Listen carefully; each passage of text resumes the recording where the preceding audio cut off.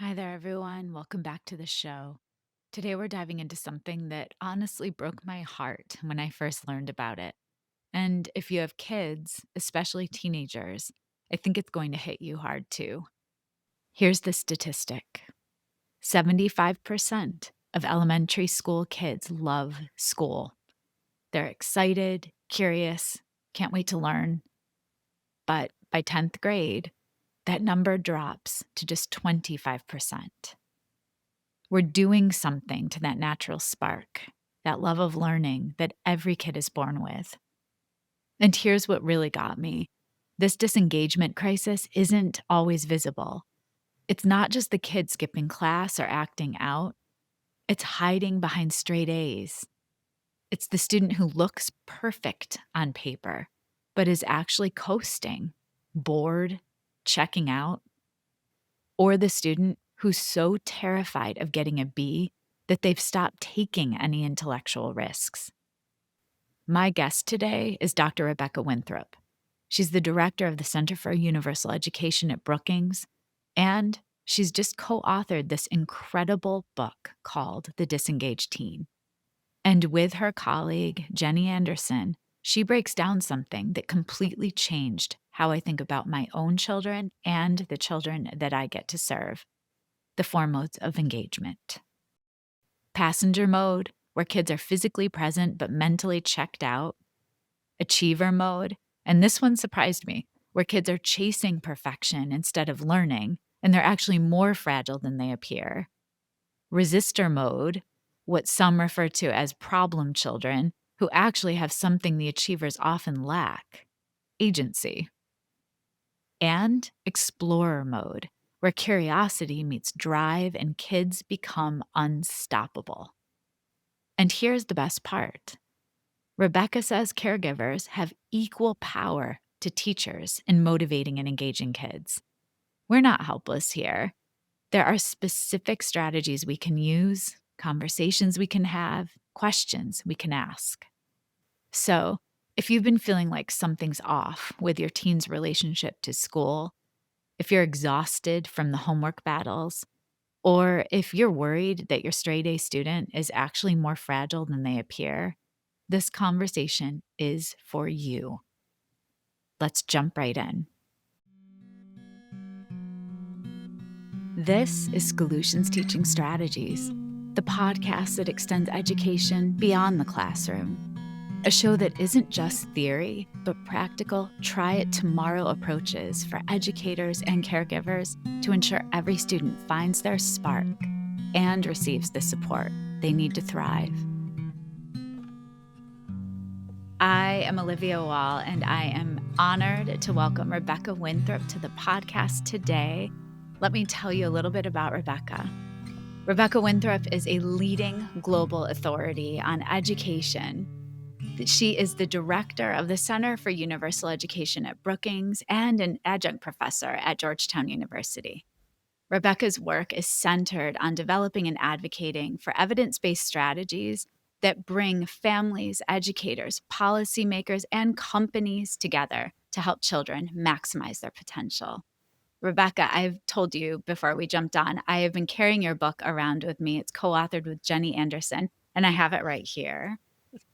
All Our right. Yes, our Wow, Olivia. conversation will focus on this book. It's called The Disengaged Teen: Helping Kids Learn Better, Feel Better, and Live Better.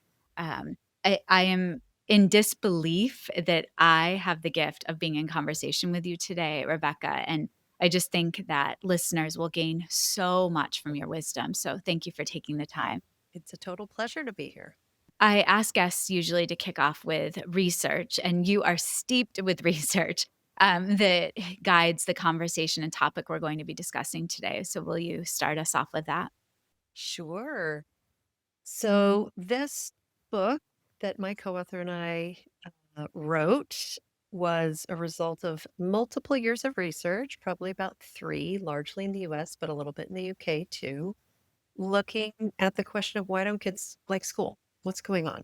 And really, we got to the realization that, you know, parents who were struggling to bring their kids to school and teachers who were frustrated with chronic absenteeism, parents who were struggling to get their kids to focus and do their homework and bring their grades up, and teachers who are tearing their hair out around NAEP scores, and parents and teachers who worry about kids' emotional well-being have at least one common underlying cause, which is student motivation and engagement, because Yes. student motivation and engagement feeds all three of those things.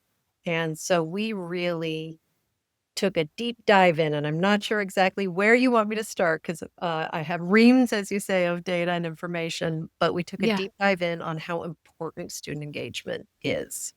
So I'll have you start with a statistic that was upsetting, but you've deemed this a disengagement crisis, and so a stat you offer is 75% of children in elementary seem to love school, enjoy school, but by the time they're in 10th grade, I think you said that number is only 25%. So why? Why is that? So this is the most heartbreaking chart and statistic in our book. We have lots of Yes, data you do. because you've raised two kids, you work in education, I have two kids, work in education, Jenny and I also have two kids. And we know that kids come out of the womb excited to learn. They love learning. They are learning machines and curious and enthusiastic, and we do something to that spirit and spark. And to me, that's why that sort of nosedive of loving school is so sad. And you really see it in the data when they move to middle school. So disengagement really starts going off a cliff, kind of third grade, it starts going down. But the minute they move to middle school, it really takes a nosedive and kind of sort of does a pretty much a straight on nosedive ever since then. And part of what's going on is relevance. Kids just don't see the point. And as a parent, I can commiserate when you say, what do I care? Do your homework. You have to get school. It's a gateway to further opportunity. But more than that, you're learning things that are important and relevant. You should know what the Constitution is. You should know the three branches of government. You should know how to write a thesis statement, right? These are Right. all important things. And somehow kids are really missing the connection to Yes. why what they're learning is important. And we found that a ton of kids have for a long time been disengaged, actually, and have been coasting through school. But that today, the cost of disengagement and coasting through school and doing the bare minimum is really severe on Yeah. kids because when you go out into the world, employers in particular, as well as higher education institutions, are expecting creative, self-directed, highly empathetic, collaborative problem solvers, and you can't sort of coast your way through your education and No. develop these really sophisticated higher order skills. Whereas 50 years ago, employers were looking for literacy and strong literacy and numeracy skills. So Yeah. the world has shifted and kids feel it, and we need to connect the dots better. Well, you give us a tool, you and Jenny give us a tool to do just that. And as a parent, as a caregiver, I found the 4 modes of engagement extraordinarily helpful because I think I actually saw each of our boys Mhm. in different places depending on their age, depending on the interest, the curiosity, the topic itself. But I would love for you to outline those 4 modes because I feel like that is an access point. I think often of we only have control of our sphere of influence. Mhm. This is something we can absolutely have control over and be able to identify and support our kids. So can you outline those for listeners? Absolutely. I'll outline the Thank four you. modes of engagement, but I want to underline something you just said because it's spot on and exactly right. One of the things we were super surprised about was the research showed that parents, caregivers, family members, so parents have equal power in motivating and engaging your kids alongside teachers and peers. Yes. Parents do not have equal power in trying to help their kids or skill set, I would say, in, figuring out calculus or algebra, right? The teachers are really good at that. But Yes. in motivation and student engagement, parents play a huge role. really a huge role, including in adolescence. We parents, we both have, teen boys, think that, "Oh, no, they're teenagers, they're, are we have less influence," not so. So, we do have a really big role, and part of why we came up with these 4 modes was so we could help parents and teachers see in student motivation and engagement better, Yes. because we found it wasn't actually as clear cut as, "Oh, my kid is engaged, my kid is disengaged. My student is engaged, my student is disengaged." It wasn't a off on. It was much more subtle than that, and a lot of disengagement is a little bit invisible. So, that's why we came up with the 4 modes, and they are passenger mode, achiever mode, resistor mode, explorer mode. We put them in that order very purposely because originally we had organized them as seemingly, worst to best. Resistor, passenger, achiever, Right. explorer. However, we found that is actually not what the data showed us. So the data showed us that you have kids in passenger mode who are really checked out. They are physically present, have dropped out of learning. They might love going to school to see their friends. They might even have straight A's. This is really tricky for It parents and is. teachers. Be and these are the kids who are coasting, doing the bare minimum, and they might get straight A's because they literally are bored. We had so many kids tell us, "Oh, I spent the day online shopping So because bad. the teacher was reviewing the math homework and I got them all right." And I totally get it. My friends were struggling, so I get she needs to review it. So that's passenger mode. Achiever mode is really tricky. Everyone thinks this is the best, and it is good. Achiever mode are the kids who are trying to get a gold star on everything put in front of them. And in many ways, it's positive. They can be in happy achiever mode. They're getting lots of organizational skills. They're highly ambitious. They're striving for excellence. They're goal oriented. They're working hard, and they're getting lots of good feedback. Parents love them, teachers love them. And the problem is we found that there's a dark underbelly to achiever mode where kids are sort of s- not striving for excellence anymore, but striving for perfection. And they It's get scary. really worried if they get a B minus, or they're not the captain of the football team, or they're not, in the finals of the chess club, or whatever it is. And they are very fragile learners, actually. And so they self um, monitor and stop taking risks. So many students told us, "Well, I got this essay prompt back in English, and I really disagree with the question. I want to write this. This is the answer I want to write, but the teacher won't give me an A, I'm pretty sure. So I'm not going to write that essay." So that's achiever mode. They're focused on the outcome, less the process. Okay. And they seem like they have everything that kids in resistor mode don't have. But the kids in resistor mode have something that achiever mode kids actually are missing I often. love this. Yes. So, resistor mode kids is what you expect. They're the what we classically think is the disengaged kid, and I would say in quotes, I'm doing this for anyone listening and not watching, quotes, what society calls the problem children. They're disruptive, they're avoiding, they're the class clowns, they're taking long bathroom breaks, they're not doing their homework, they're skipping class, they Right. might be causing problems in the school, and then there might be serious other serious problems, or they're chronically absent, right? These are Right. kids that it's very hard for families and schools to deal with these kids, but they have a lot of gumption. They have a lot of chutzpah. They are actually expressing in often very inappropriate ways their agency that Yes. and saying this isn't working for me through their behavior, through their words and actions. Their agency is pointed away from school and away Right. from learning.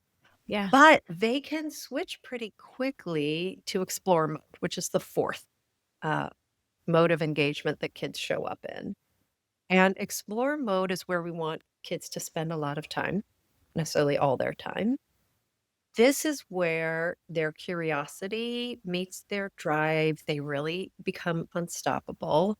And lots of studies, 20 years of randomized controlled trials, so really high quality studies with comparison groups, have shown that when kids get an opportunity to be in explore mode, they are the best students. So explore mode doesn't sacrifice academic achievement, but they are the ones who, if they get that essay prompt and they kind of disagree with the question and they want to They'll pursue a do what different, they want. they'll go to the teacher and they'll be like, "Hey, I disagree with this question. I want to take this angle. I hope that's okay. Can we?" And and teachers love kids in explore mode because they see them being very proactive. Right. So kids in explore mode are the ones that have agency pointed towards their learning. Mhm.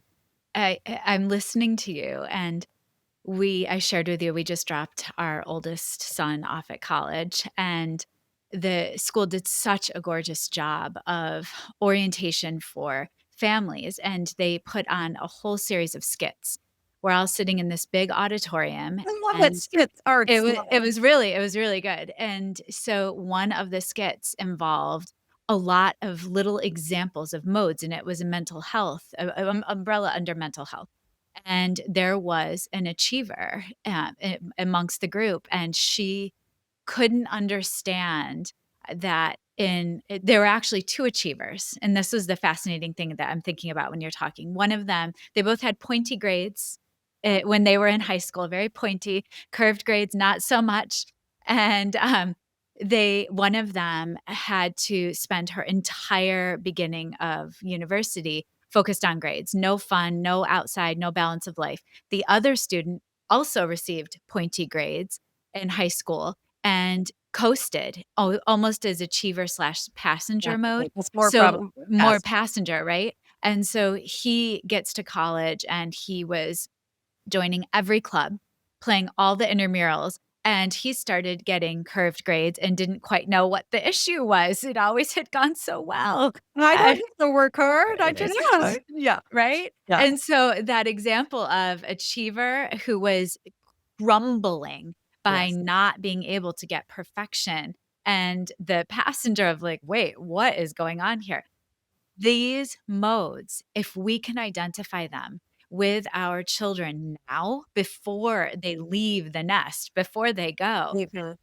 there are ripple effects that we can start Absolutely. honing, and that's why I had a whole new level of appreciation for you and Jenny and your book, your work, because I'm seeing it all. This is It's lifelong, true. It's right? true.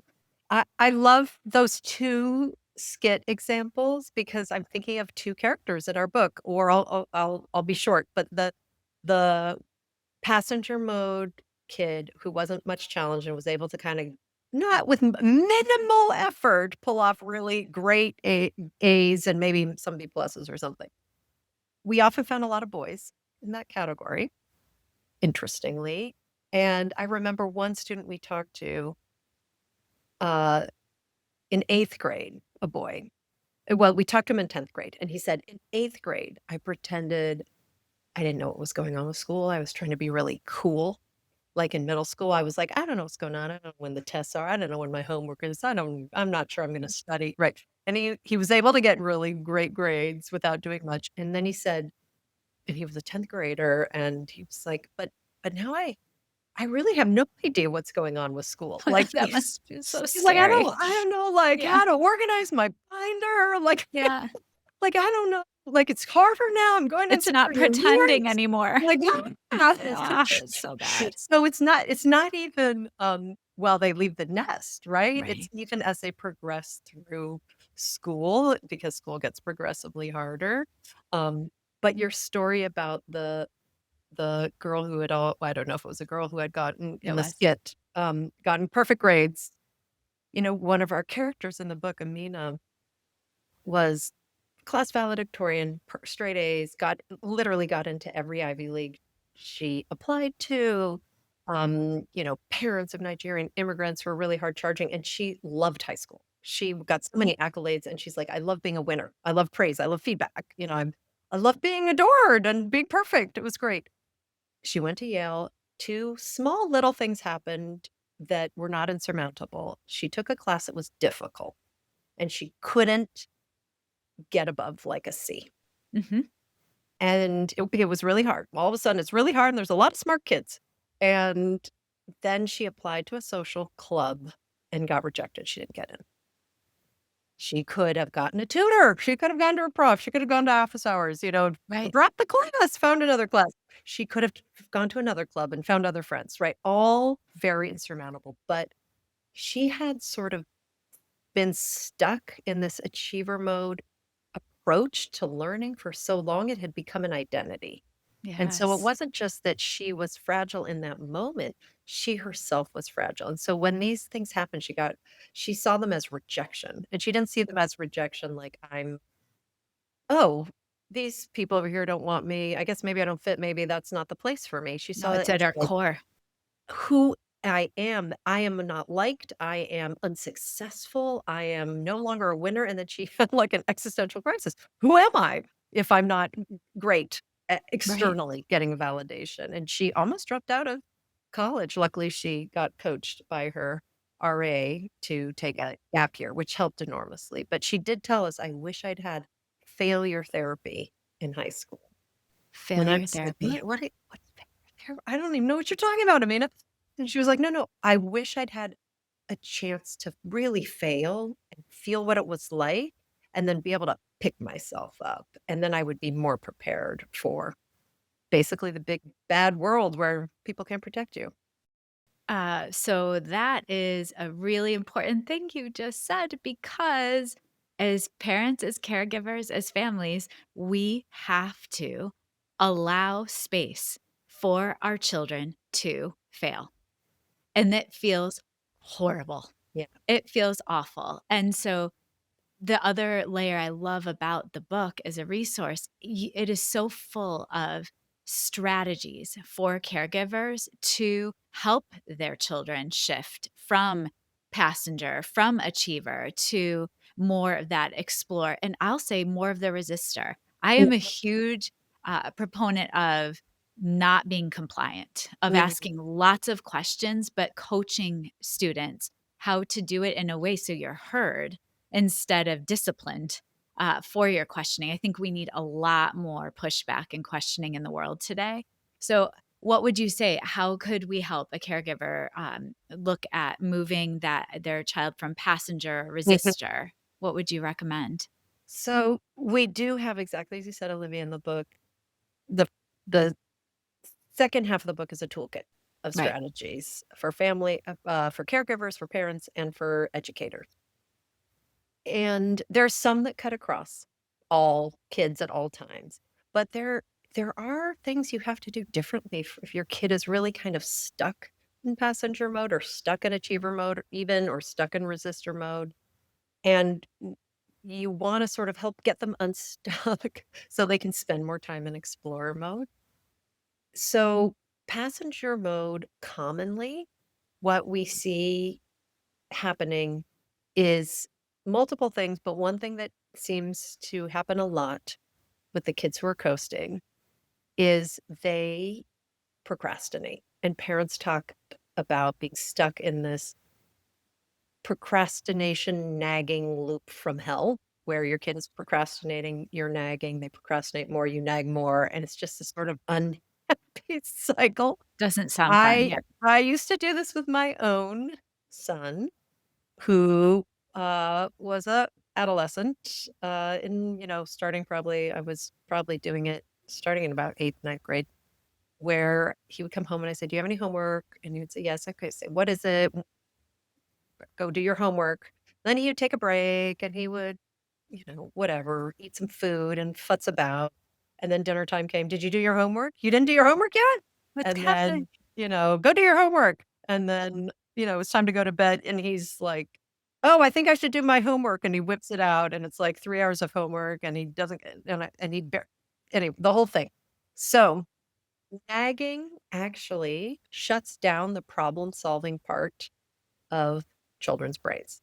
So the more we nag, the more their ability to solve problems and plan and do the thing we're nagging I'm about. taking this Now, in. Okay. so one thing you can do, and it's I've tried a fun bunch of the tools in the toolkit on my own poor children, is to say, "Hey, how much homework do you have?" Or, "Do you have homework?" "Yeah." "Do you know how long it'll take you? And what is your plan to get it done?" Now, some kids, my son being one of them, needed some scaffolding, hand-holding, a little bit of nudging, and how to even make a plan. Just the Mm. basics. A plan consists of what do you have to do, how long will it take you, and when are you gonna do it? Oh, that's Like, fantastic. those 3 things, that's what a plan consists of. So think through those 3 things and make sure they know how to make their plan, have them have their plan, and if they don't execute their plan, send them to bed on time anyways. Mm, And, don't let them bomb the SAT or fail out of chemistry or, not pass their final exams or anything. But, there's a lot of days in the school year where you can help them learn bounce back. to master their independent study skills and be a little bit in charge of their own responsibilities. And we're just really firm on bedtimes in my house because I know how much sleep is important. And you know what? When they don't do well the next day, they might be like, "Oh, I guess I should have started my plan a little sooner." Yeah. There has to be natural consequences, and, another fascinating, piece you're bringing up in my mind is you hear often when students leave and graduate high school that the caregiver role shifts from being, there all the time, to that consultant role or consultancy, Mhm. and the stance you just described, it feels more of a consultancy, like, That's right. "I'm here to support you, but, Mhm. here are some ways if you need the coaching," and it really does offer them agency and autonomy, I appreciate that. Um, so there's one group of questions. Those are really Yes. good questions. And then I'm thinking too, I love how you speak to going deeply versus broad when we're speaking to our teens. I often feel like they're so used to the scrolling or the YouTube shorts that even engaging in a conversation. Yes. My 2 best times of day are going on walks and driving when we're in the car, to really not for holding them hostage with me, but more for just, like, being in the moment without distraction. What other recommendations do you have? You bring up something that's really important that we haven't touched on, which is technology, because, you know, when you give kids in school in particular, but also outside of school, super engaging, curiosity provoking, exciting learning experiences, they are not usually turning to their phones. Fair enough. They really aren't. You know this as a educator. But when they're bored, they don't see the relevance. They're already know the answers to the math set, and there's got 25 minutes ahead of them. Yeah, The phone is a distraction machine, and they turn to technology just to escape boredom. And it could actually even be they don't even need the phones. They could have their Chromebooks and get, Minecraft unblocked or any video game unblocked you right. can access um, in school. So technology is a disengagement enabler in many ways when they're not engaged. And so we are actually pretty careful, and we have a whole chapter in the book about ending the tech wars, but certainly we are careful in my house about technology where, things get locked down at night, no tech in them during dinner, only allowing certain amount of hours. And then we just have hours, not even, but like minutes. And it increases as they get older, but we just have a lot of conversations around why and the content, etcetera. Like, I wouldn't let you wander around in the middle of a really dangerous neighborhood at 2 a.m. I won't let in, our city, I won't let you do that online. Um, so I think that's important for parents to keep in mind, and as much as you can, as you said, scaffold a when we say a deep conversation, we didn't really mean, existentially deep or Yes. or spiritually deep or, profound in any ways. What we meant was try to resist the urge of cross-examining them about every class when they come home, which was, "How was your math test? How did English go? Did you turn in your social studies on time? Did" but," which is sort of the superficial headlines. And then maybe just pick 1 or 2 things that they did at school and talk about it for a while. Yeah. So, for example, you know, "Hey, how was science class?" And what if they say it was boring? You can say, "Well, you know, what did you do in science class?" Ask about the content, less about their performance. Mhm. Well, what if they and then what if they say, "Nothing. I did nothing." "Oh, really? Oh, how do you think the teacher could have taught it better if you really did nothing?" There's a whole series of questions that are based on Harvard's, sort of visible learning Yes. methods that parents can use. Or you could say, "What was the most interesting thing?" Or you could if they say, "Oh, we did" I don't know, I'm making it up, whatever, "photosynthesis."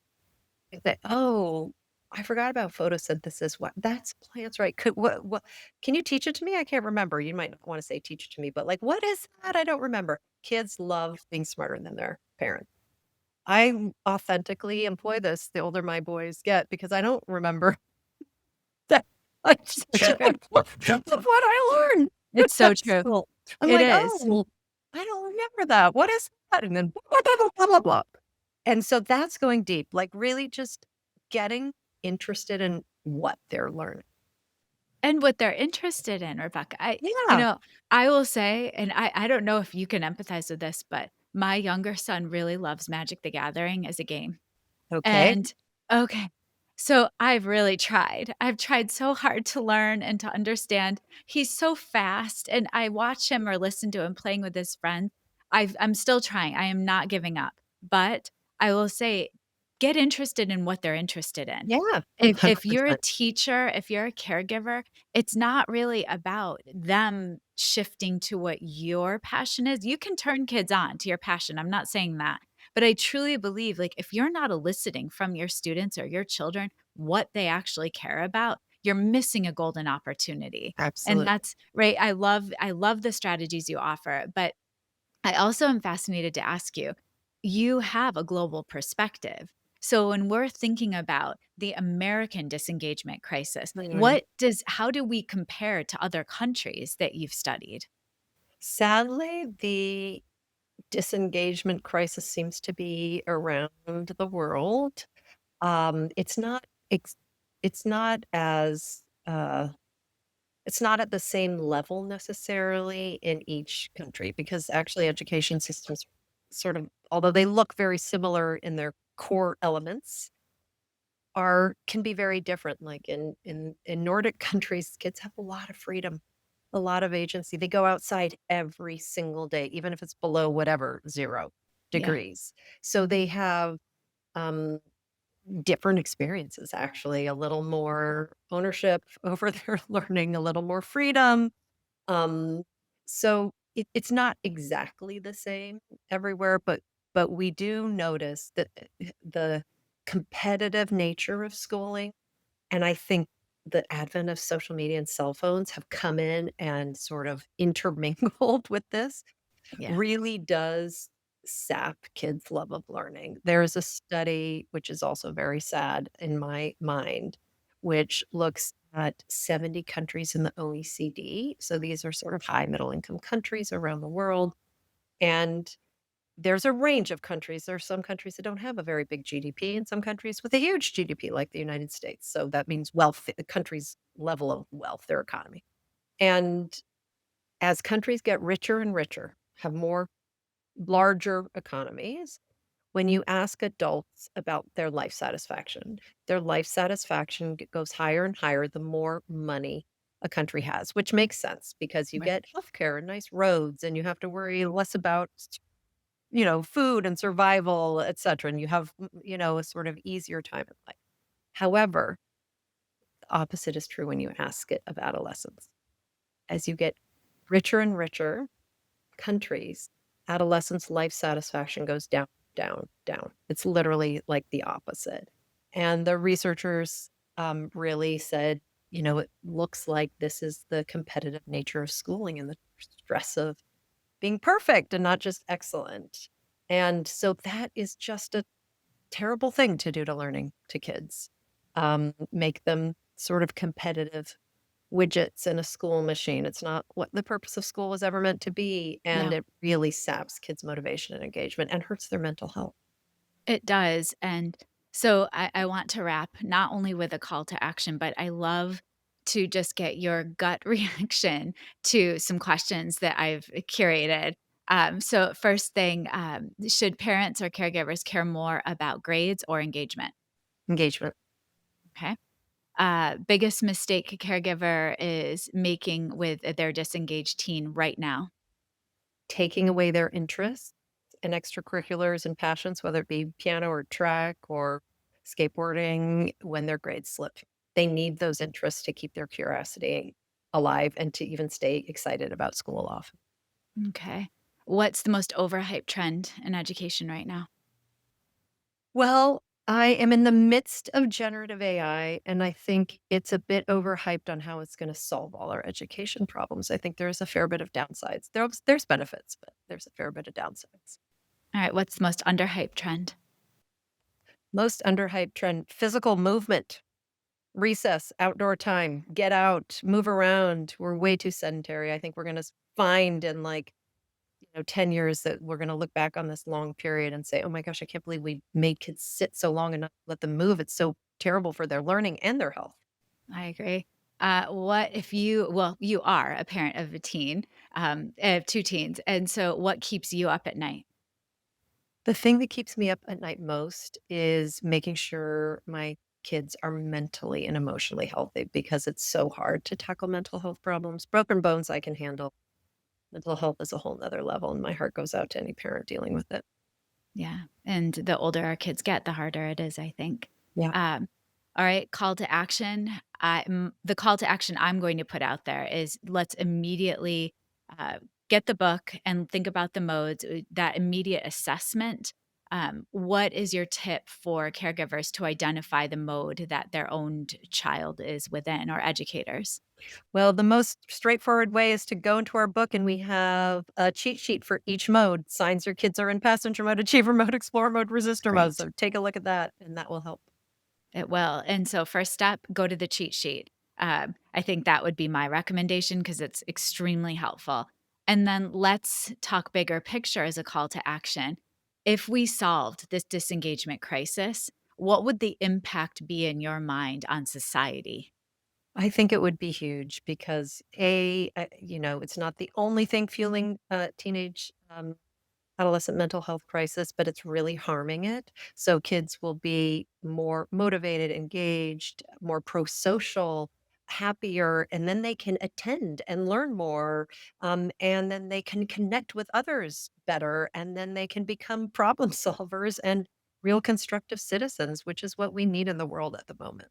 It sure is. And, I'll end on that note because I've followed you and your work for a very long time. I love Winthrop's World, and My you LinkedIn newsletter, yes, thank you. yes, I do. Please join, Huge happy shout to. out, shout out. And you, even though, I mean, you've identified this crisis, you offer this very, very tangible way with Jenny to take control back and say, like, kids, we've got you and we can support you and help you to not be as disengaged. But it's also that we trust that they've got it. And we're there alongside. So Absolutely. I am so grateful. Thank you for taking the time to have this conversation and for writing this book. It's just amazing. Thank you, Olivia. Total pleasure. Take care. Bye-bye. Schoolutions Teaching Strategies is created, produced, and edited by me, Olivia Wall. Thank you to my older son, Benjamin, who created the music playing in the background. You can follow and listen to Schoolutions wherever you get your podcasts, or subscribe to never miss an episode and watch on YouTube. Thank you to my guest, Dr. Rebecca Winthrop, for sharing how we can re-engage our disengaged teens. And here's my invitation. Go to Rebecca and Jenny's book, The Disengaged Teen, and check out the mode cheat sheets. Identify which mode your children or your students are currently in: passenger, achiever, resistor, or explorer. This simple assessment is the first step to understanding what's really going on and how to help. Join the movement to solve the disengagement crisis. When kids are truly engaged, they're not just better students, they're happier, they're mentally healthier, more pro-social, and they become the constructive problem solvers our world desperately needs. This isn't just about grades. It's about raising resilient, curious humans who can thrive in an uncertain world.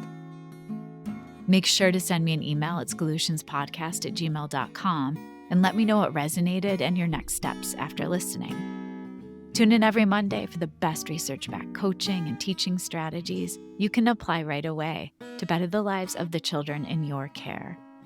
And stay tuned for my bonus episodes every Friday, where I'll reflect and share connections to what I learned from the guests that week. See you then.